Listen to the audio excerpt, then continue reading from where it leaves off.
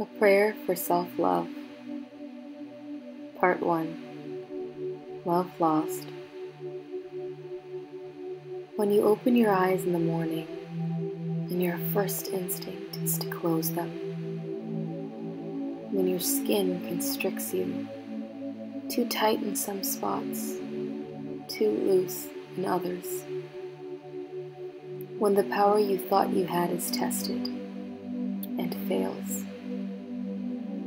When the magic you thought you had disappears, you find that you are in need of a prayer for self-love, a prayer of love, a piece of love. You only wish to find peace in love. You find that you have lost the ability to love yourself.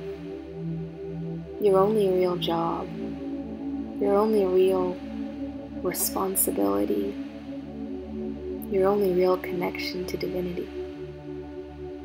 But instead you are thrown aside, shoved inside, and buried far from sunlight, so that you won't know your own heart when you see it. You won't recognize your own soul when it stretches and shines.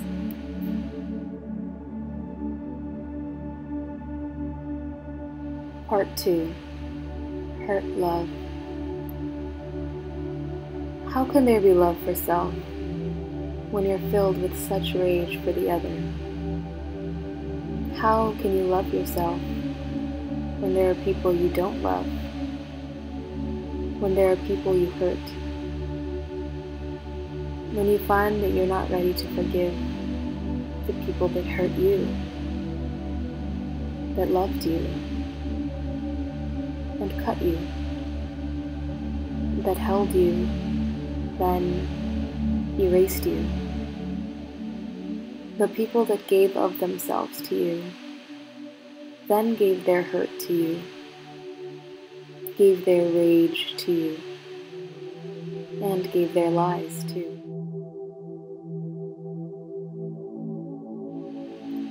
Part 3. Scared Love. What is there to hide? What is there to defend?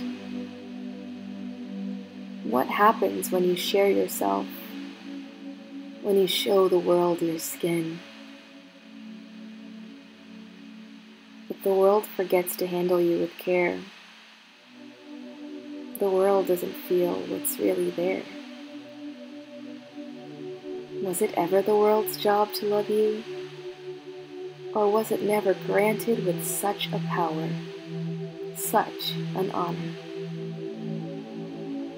For the magical splendor that is your love of self was always yours and always sacred.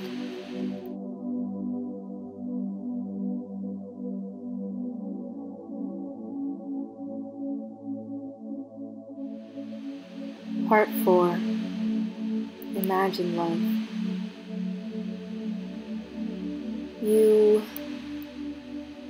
You are worth the trouble. You're worth the discomfort. You are worth displeasing everyone else before you displease yourself. You're worth sticking it out just to see what happens. You see, anything could happen. Love could happen.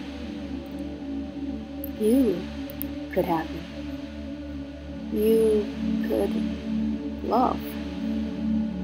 You could hold your heart in your own two hands and feel its warmth, its fragility, its power, its capability, its stardust quality. And you could love it just like that. You could look into the hole in your chest and put it right back.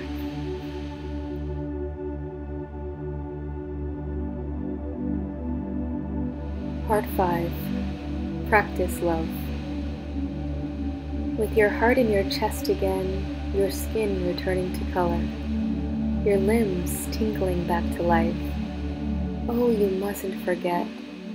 This is a practice you must do every day, and yet, on the day you do forget to check off the first item on your list, the only item that truly matters, you will ask again for a prayer for self-love.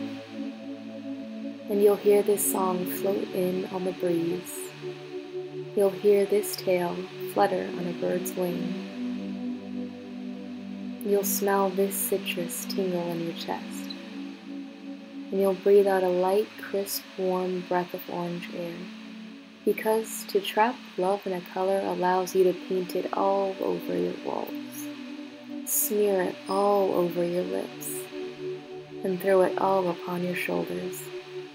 To hide love in a song allows you to turn love up to the highest volume and drown out everything else that doesn't matter. It allows you to listen to love's wisdom on the bus and in the shower. Sneak love into every crevice of your world. Hide it in empty spots in your room. Label your world as love with the ferocity of a human with amnesia, whose memory resets every day, every minute, every 10 seconds, who needs to be reminded of who they are, that they are love. Do this until love is teeming from every corner, so that when you open your eyes in the morning, you know you are loved.